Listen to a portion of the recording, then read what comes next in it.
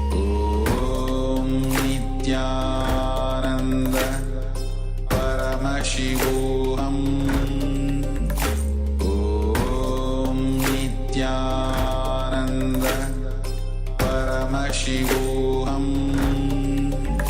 Om Nithyananda Paramashivoham Om Nithyananda Paramashivoham Om Nithyananda Paramashivoham Om Nithyananda Paramashivoham Om Nithyananda Paramashivoham Om Nithyananda. Yes. So I hope all of you have written down the powerful cognitions from this on this exercise. So now it's time that we finish this session with the Poon Mantra, and we'll be starting our next session with the power manifestation. So let's join our hands and end this session with the Poon Mantra.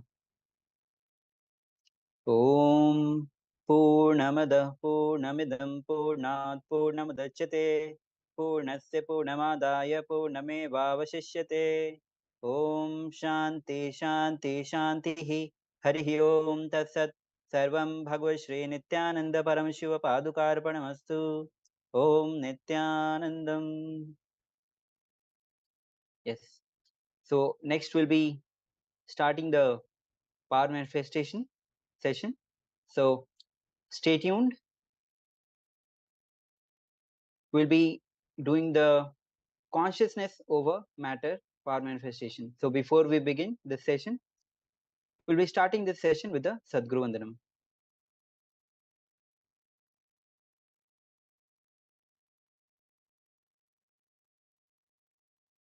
So let's join our hands. Nithyanandam Paramasukadam Kevalam Jnanamurtim Dvandvatitam Gagana Sadrusham Tattvamasya Ekam Nityam Vimalamachalam Sarvadhi Sakshi Bhutam Bhavatitam Triguna Rahitam Sadgurum Tam Namami. Yes. So let's get started with the next session, which is going to be the power manifestation session, consciousness over matter, manifesting the extraordinary powers of the divine. So before we begin, we need to set a few things. The first thing we need is the Living Enlightenment book. Living Enlightenment book is not just a book, it's a living deity itself. The Supreme Pontiff, the SPH has said that the book is not just a book, it's a living deity. Every single word in this book is the powerful cognition. So quickly get your Living Enlightenment book. The second that you need is a coconut. And if you don't have coconut, preferred object is the coconut. And if you don't have the coconut, you can take any fruit, round object. And the third object is the camera with the timestamp so that you can record your session. So let's take a few seconds as you set up your camera for recording. Now, before we enter into this session, let's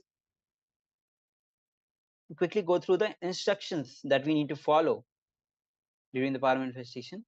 So you have to sit with the cross-legged on the floor. And if you're not able to sit on the floor, you can sit on the chair comfortably, but make sure that your head, neck, and spine is in a straight line. This is the first step. The second step will be, this is the most important point, step. Visualize Paramashiva has come down as Bhagwan Nithyananda Paramashiva from KAILASA. Remember Paramashiva in your third eye. The third step is sit with this powerful cognition and meditate on it. Think intensely that you are Nithyananda Paramashiva. Anything else you think as your identity is delusion. Just drop it. You are Nithyananda Paramashiva.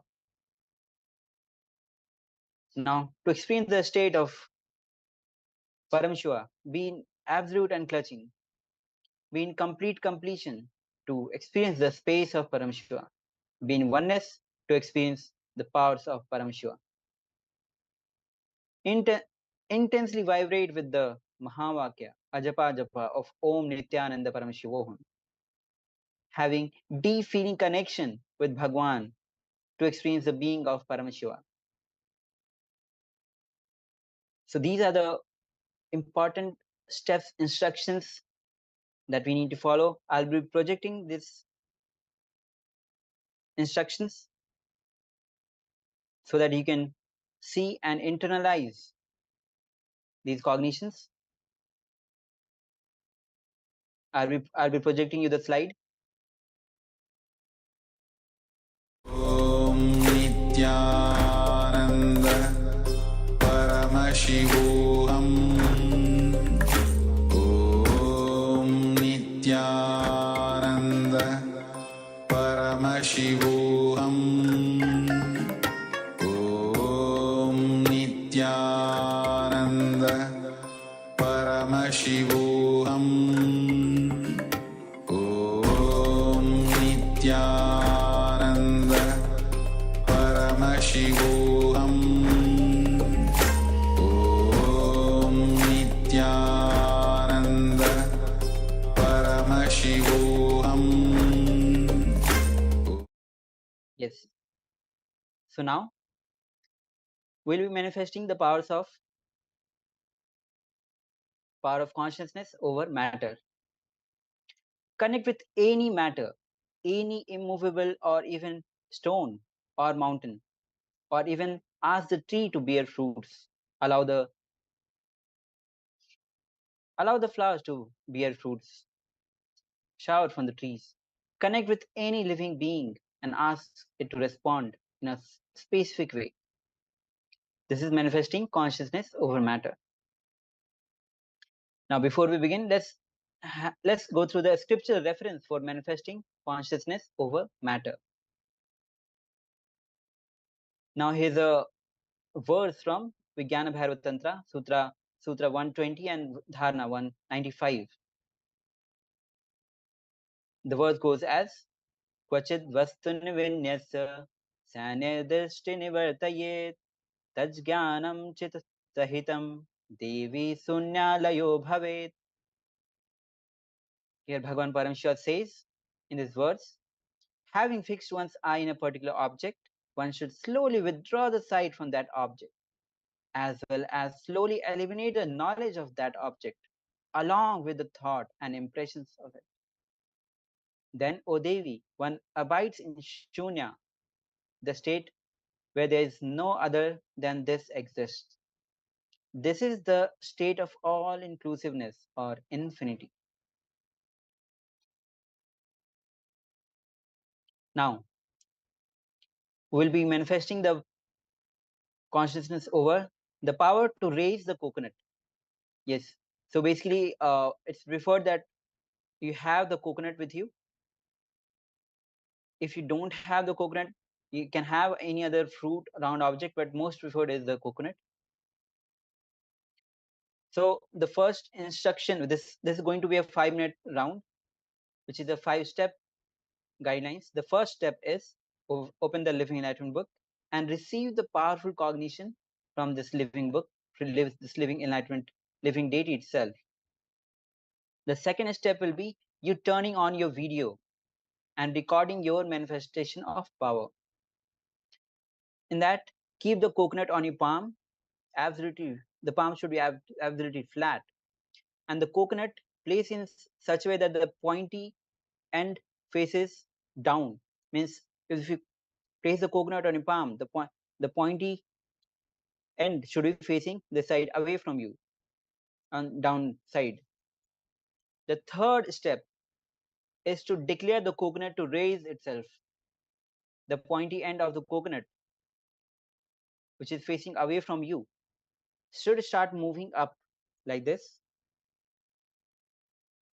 So this is the actual step where when you declare the coconut to raise itself,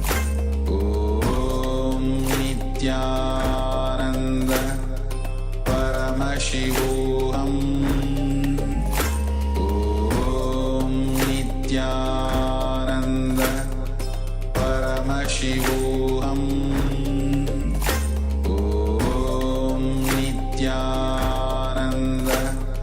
Paramashivoham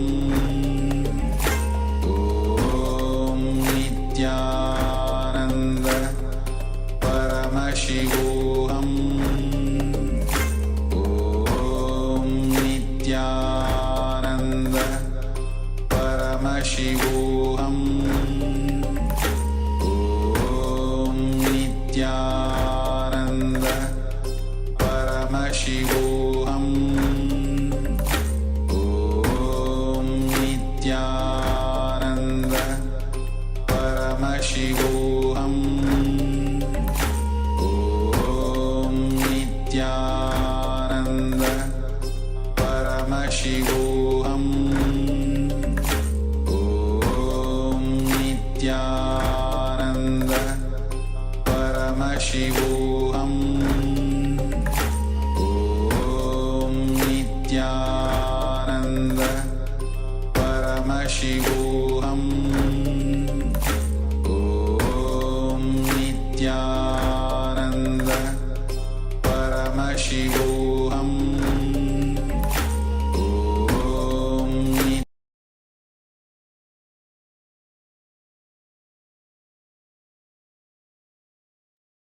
Yes. So I hope all of you have successfully manifested this power. Please let me know in the comment box, Zoom chat box, if you are in Zoom, and if you are in the YouTube, please comment on the YouTube. So now we'll be moving forward. If you have recorded this video, please go on sharing on your social media and reach others. And share your power manifestation with others. So now we'll be concluding this session with the Poon Mantra. Om Purnamada Purnamidam Purnat Purnamudachyate Purnasya Purnamadaya Purnamevavashishyate Om Shanti Shanti Shanti Harihi Om Tatsat Sarvam Bhagavad Shri Nithyananda Paramashiva Padukarpanamastu Om Nithyanandam. So now let's get ready, as we'll be moving on to the next session, which will be our Jnana session, where Bhagwan himself will be revealing about the great truths on you cannot be violated. So before we begin this session, let's start this session with the Sadguru Vandanam. Nithyanandam Paramasukadam Kevalam Jnanamurtim Dvandvatitam Gagana Sadrisham Tattvamasya Ekam Nityam Vimalamachalam Sarvadhi Sakshibhutam Bhavatitam Trigunarahitam Sadgurum Tam Namami. Yes. So let's get ready as we receive the powerful cognition directly from Bhagwan himself on nothing can violate you.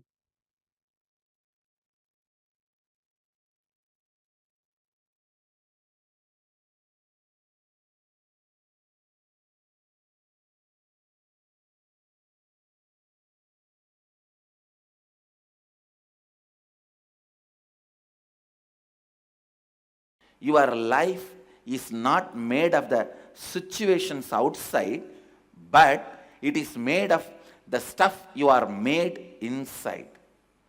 Same hot water, boiling water. There are only two forces. Put the potato, it will become soft. Put the egg, In it will your become life. hard. So, the situation is not going to decide how you are going to become, but the stuff out of which you are made, that is going to decide how you are going to become with every situation. Understand? Same boiling water makes the potato soft, makes the egg hard. The external situation is not going to decide what you are. It is the concept you carry about you, the ideas you carry about you, the stuff out of which you are made. And understand, the good news is, whatever you believe as you, that stuff only makes you. The great news is, it's not that always after a good news you should get a bad news. No, it's wrong. I am breaking that pattern.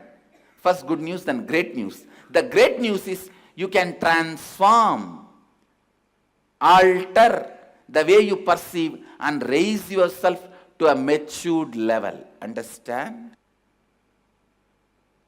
The good news is, whatever you believe as you constitutes you. If you believe the body is you, you will be only that.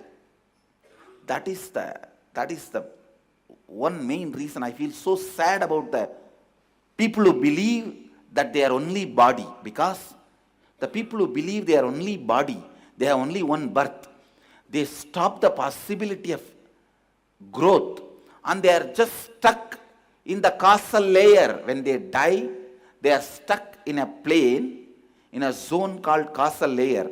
They are just kept there in the waiting lounge for ages because what they believed when they were in the body. Understand, the belief you carry about you plays a major role. The good news is, whatever you believe, you become that, you are that. Great news is, you can alter it if you have a wrong belief. You can mature it. If you have some immature belief, you can transform it. The possibility is available to you. And greatest news is, it's very simple. Not feeling violated. I tell you, hell is the number of times you feel violated every day. Heaven is not feeling violated. And it has nothing to do with boiling water. It has everything to do with the stuff you are made out of. Potato or egg. It has nothing to do with the boiling water. No one has ever seen worse boiling water than I have seen. Understand? Not out of arrogance I am talking from the truth. I have seen the worst boiling water. But that does not decide what you are going to become. The stuff out of which you are made, that is going to decide what you are going to become.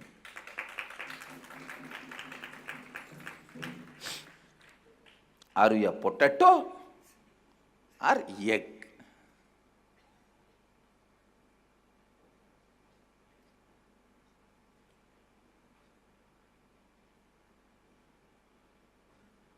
Are you a couch potato or enlightenment egg? That is going to decide.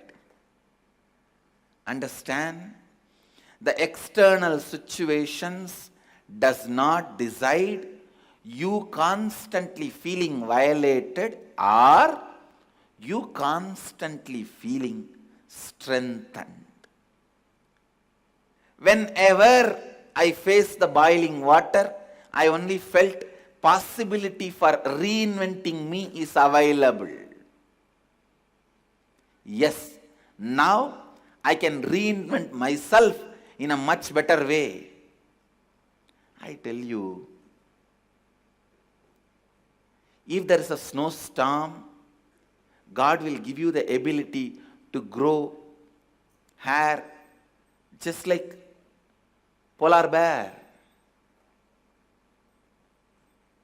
Be very clear. Never ever your existence is denied. You are tortured unless you decide to torture yourself. neither poverty nor disease or death itself can violate you. One of the biggest problems we carry, before even life attacks us, we conclude and decide life is going to attack us and commit suicide. Stop this pattern of constantly feeling violated. I am telling you, the most stupid pattern a human being suffers is feeling violated, and when you tell them, they get angry towards you. That is the worst thing. When I tell them, Arey, listen, even death cannot violate you. Neither your poverty nor your disease or any depression, nothing can violate you. Whoever understands that, with whoever's inner space this statement echoes, you feel connected to it. You just feel, yes, it seems true, you are Mahadeva. Listen, I am defining. Violation means something external can put me in suffering. That feeling is violation. Violence can happen to me. That feeling, that belief is violation. So what? Hey, this has happened. So what? Hey, this has happened. You don't know. You lost the job. So what? Morning accident happened. You don't know. Somebody in your family died. So what? I am not asking you to be insensitive. Understand? I am not asking you to be insensitive. I tell you, falling into powerlessness is not the definition of the love you show. Okay? Somebody had an accident. Somebody had a problem in your family whom you feel very close to you. You fall into powerlessness, roll on the ground and express your love extremely. Is it going to help that person or you? Do what needs to be done. Give them the best medical care, moral support, psychological support, love from powerfulness. I cannot feel violated. Why I cannot be violated? Because I am there in everything exists, and everything exists is there in me. I'll explain. I'll expand continuously. Listen. Everything is your mirror. It's your mirror. Everything. You mirror what is mirrored by you. Whether you feel strong, weak, depressed, energetic, nothing can violate you. The wrong feeling, idea that something can violate you is the worst belief. Understand. If you understand the stuff out of which you are made, you will never feel you will be violated. If you know you are not potato, you are egg, you will never be afraid of boiling water. You know it's only going to strengthen you with this one truth. I cannot be violated. Anything which can be violated is not me. Understand? Anything which can be violated is not me. Because I am Mahadeva. Shivoham. How can Shiva be violated? No. Anything which can be violated is not Shiva. I am Shiva. Start cognizing this logic. Start functioning from this logic.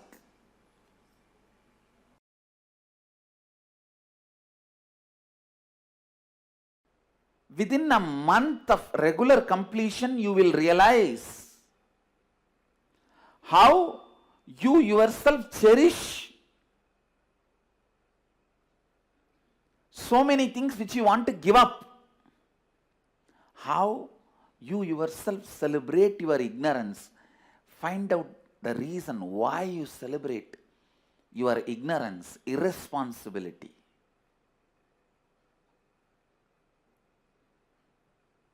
Your anger towards your boss. You just want to do opposite to what your boss wants.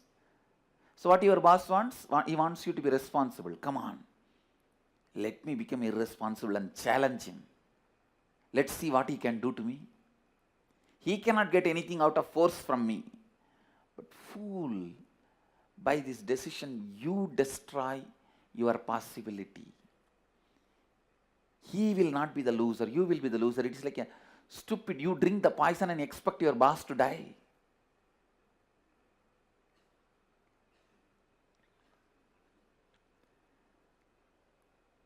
Your anger towards your father decides you never to take any responsibility or involvement into the life. Your anger towards your mother. Look in. It is those subtle incompletions. And I tell you, the most stupid belief a human being can have is belief that he can be violated. Understand? Belief that you can be violated is the most stupid belief you can have. Neither physically, nor emotionally, or psychologically, or at the being level, you can be violated. Understand? You can never be violated. Your wrong perceptions about you will always be violated. If you think your body, you will constantly be violated, even by a look of somebody. If you think your mind, you will constantly be violated just by a word of somebody. If you think your emotions, you will be constantly violated. Just somebody not respecting you as you want. Whatever gives you the feeling you can be violated, renounce that as early as possible. Your eternal life. You can neither be cut by the weapon, nor be burnt by the fire, or made wet by the water,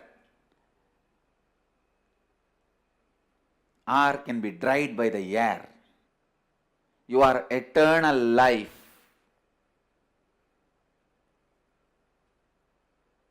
Drop all the ideas. Complete with all the ideas, incompletions, which tells you you can be violated. You can't be violated.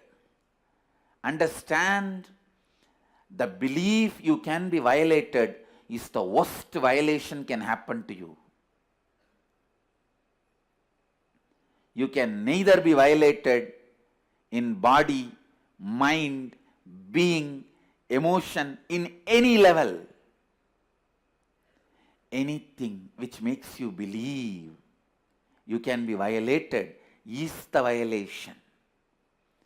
If your body makes you believe you can be violated, understand your body cunningly asking you to believe you are that, so that your whole life you will be wasting it, protecting it. If you complete with this one incompletion,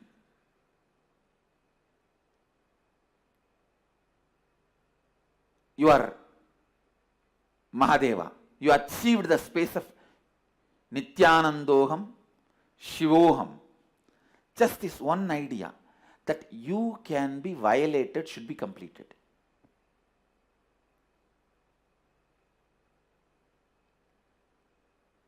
You can't be violated. There is nothing in you which can be violated. And anything tells you you can be violated, discard it, because that is violating you. If your body makes you believe you can be violated, drop that idea. Tell that body, get out of me. Don't commit suicide. I am not saying you should commit suicide, but tell your body, get out of me. If you are going to tell me I can be violated, it is you who is violating me. If your emotions are telling you can be violated, tell your emotions, get out of me. If you say I can be violated, you are only violating me, get out of me. If your mind is telling, no, I can be violated, then tell your mind, get out of me. If you tell me that I can be violated, you are already violating me. Whoever makes you believe you can be violated, tell them to get out of your life.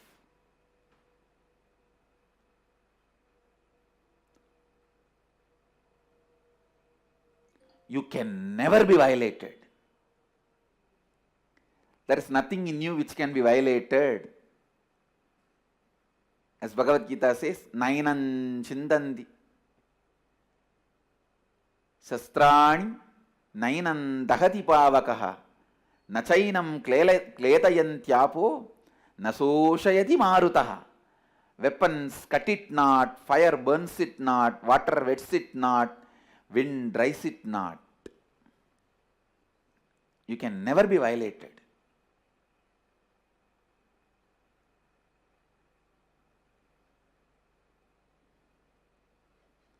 You are a pure consciousness. Understand? You can neither be cut nor be killed, or be burnt, or dried.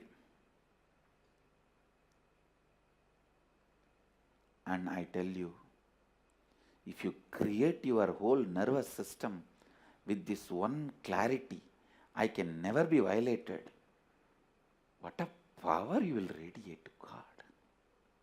What an energy you guys will radiate. You can't be violated. Anything which makes you believe you can be violated is stupidity. Anything which makes you believe you can be violated is only violating you. Not only this will be useful for our kids to create a new life, even if you are old, this will create a new body and mind. This will heal your whole system.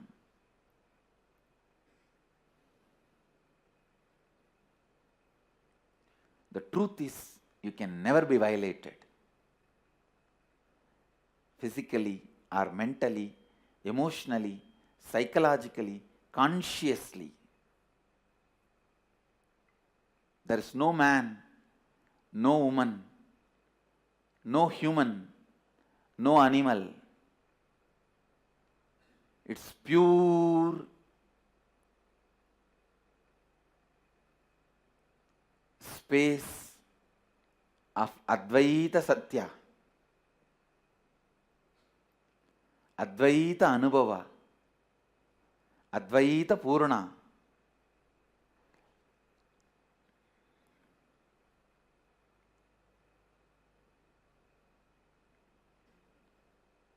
Advaita Tejomaya. Rupa, Rupa, Virupa. Advaita Tejomaya. Beyond the form and formlessness. So the first idea I wanted to convey, first Satya I wanted to convey to all of you is, You are the best friend for you. You are the worst enemy for you. If you do completion, you are the best friend for you. If you don't, you are the worst enemy for you.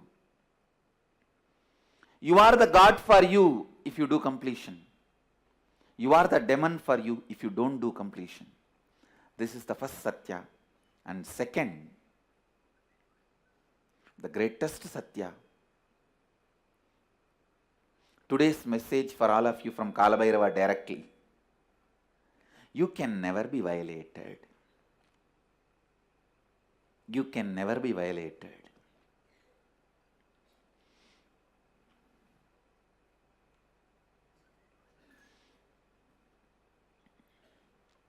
And anything makes you believe you can be violated is superstitiousness. Anything makes you believe you can be violated is atheism. Atheistic idea. Stupidity. Drop it.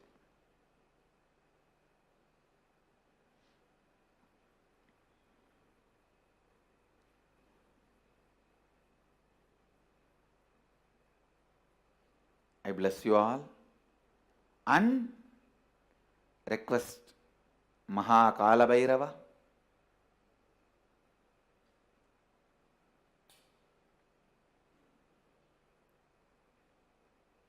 to bless everyone, all of us, to radiate this great Satya, Advaita Satya. We can never be violated. And all the ideas, incompletions, which tells me I can be violated, should be completed, and let the realization I can never be violated forever become the source cognition of all of us. Let Kalabhairava bless all of us to be in this one great experience.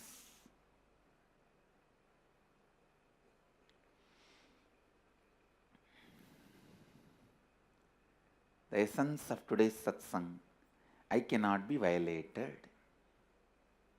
in any form, in any way. I am absolutely unviolatable.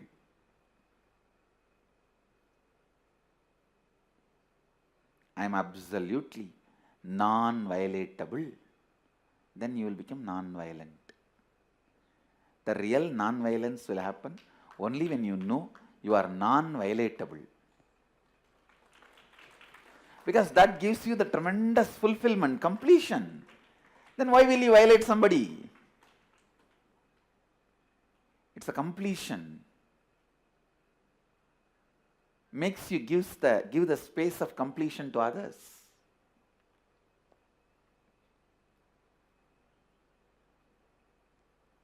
When you declare in the inner image, I can't be violated, your outer image will be naturally, I won't violate.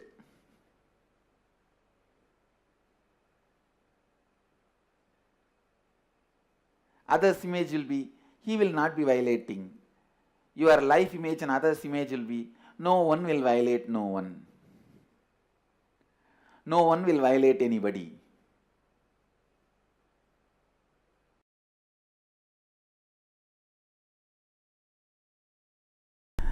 The Aushadha component has 4 dimensions. Certain herbs are asked to be taken in. Certain herbs need to be kept between the teeth or in your ears or in your eyes during the process. That is second. Third, certain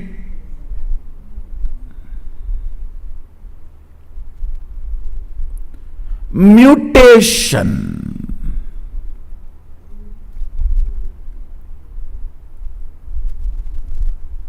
actions need to be done to your body. Let me explain the mutation actions. Fire walking and taking bath in the turmeric water is one of the most powerful mutation. Understand, this season, this month, Adi month, is the usual season for dengue and all types of fevers. Hinduism is so intelligent. Everything is inculcated as a religious and spiritual practice. Do fire walking and take bath in the turmeric water. Keep few neem leaves outside the house. I challenge you will not have dengue.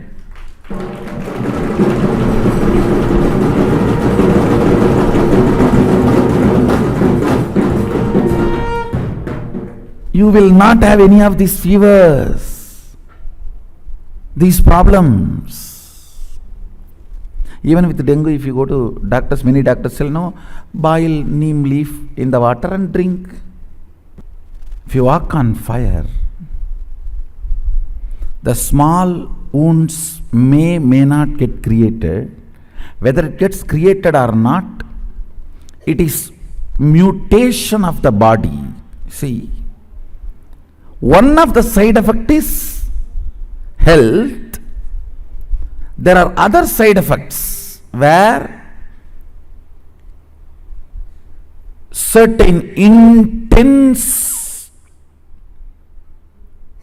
energies are awakened and negativities are nullified. See,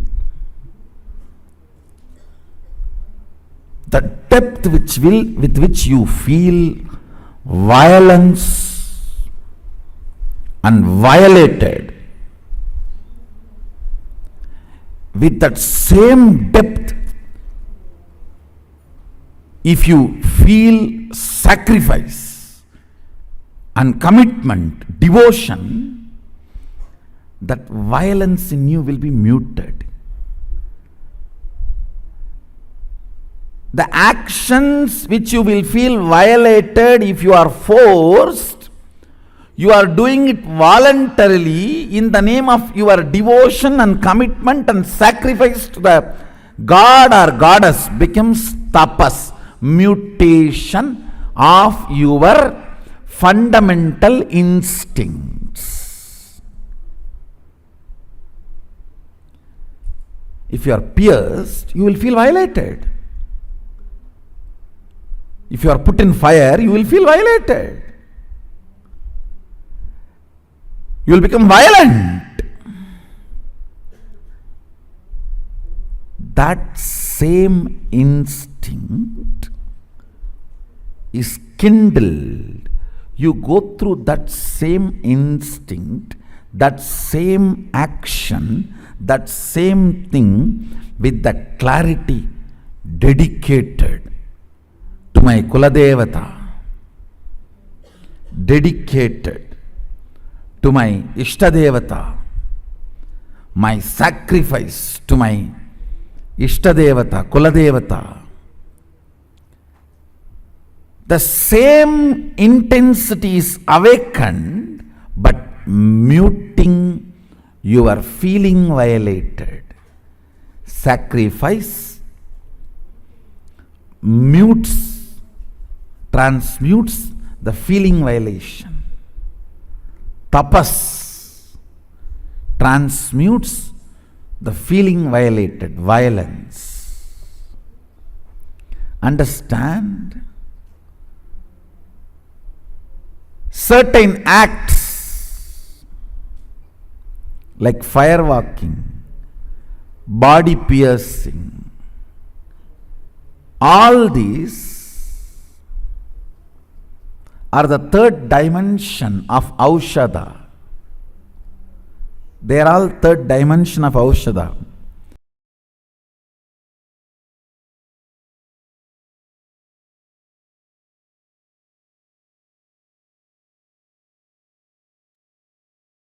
Yes. So now as Bhagwan has beautifully revealed the great truths about you cannot be violated.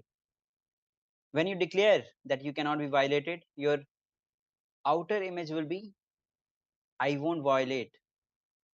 Others' image will be, he will not violate me. And the life image will be, no one will violate me. So now with this, we'll be entering into the internalization exercise where you will be performing the exercise. So without any further delay, let's get started on to this internalization exercise on you can never be violated. Now, so let's understand what is violence. Something external, as Bhagwan himself has revealed, something external can put you in suffering. That feeling is violation. And when you feel I cannot be violated, and why I cannot be violated? Because I am Mahadeva, I am Shiva. I am there in everything that exists, and everything that exists is there in me. Bhagwan further reveals, same boiling water makes a potato soft, and the same boiling water makes the egg hard. So the external situations like boiling water does not determine the conditions, your situation. It is a concept, the idea you carry about you, the stuff out of which you are made, which is going to decide how you are going to become in every situation. If you know you are not potato, you are egg, you will never be afraid of boiling water. You know it is going to strengthen you. Bhagwan has further revealed, whenever I faced the boiling water, I only felt that the possibility of reinventing me is available. Yes, now I can reinvent myself in a much better way. Just do not allow your fears about the future. When you are not terrorized internally, my job of pouring consciousness and making you successful, manifest all the best things is easy for me. Everything is your mirror because you are there in everything that exists. You mirror what is mirrored in you. So with this, we'll be entering into our first exercise, which is going to be a 10 minutes of duration to liberate yourself from being violated. So after receiving these powerful cognitions from the Supreme Pontiff of Hinduism, let's enter into the first step of this exercise, which is going to be of 5 minutes. Then the second step is going to be another 5 minutes, constituting total of 10 minutes. So the first step is pen down the 5 feelings of you being violated in your life. An example could be that you feeling your body is worn out because of the heavy physical work. Another example could be you feeling exploited by your friends. So write down 10 feelings of you being violated in your life. So this is going to the first step. Let's take next 5 minutes for this. Nithyananda Paramashivoham Nithyananda Paramashivoham Nithyananda Paramashivoham Nithyananda Paramashivoham Nithyananda Paramashivoham Nithyananda Paramashivoham Nithyananda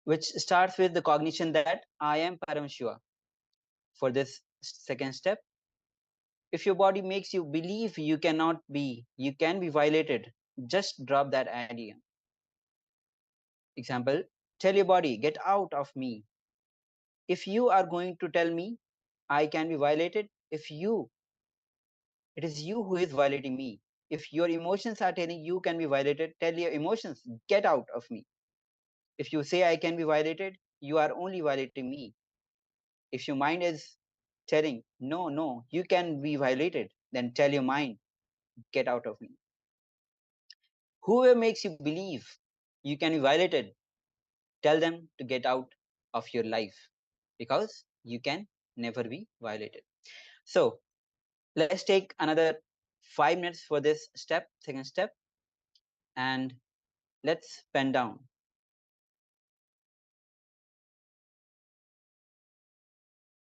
Paramashivoham Om Nithyananda Paramashivoham Om Nithyananda Paramashivoham Om Nithyananda Paramashivoham Paramashivoham Om Nithyananda Paramashivoham Om Nithyananda Paramashivoham Om Nithyananda Paramashivoham Nithyananda Paramashivoham Om Nithyananda Paramashivoham Om Nithyananda Paramashivoham Om Nithyananda Paramashivoham Om Nithyananda Paramashivoham Om Nithyananda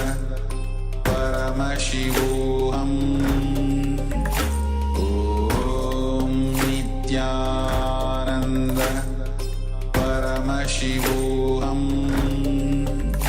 Om Nithyananda Paramashivoham Om Nithyananda Paramashivoham Om Nithyananda Paramashivoham Om Nithyananda Paramashivoham Om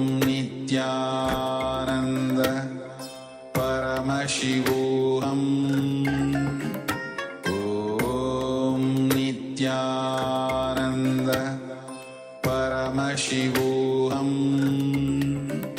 Om Nithyananda Paramashivoham Om Nithyananda Paramashivoham Om Nithyananda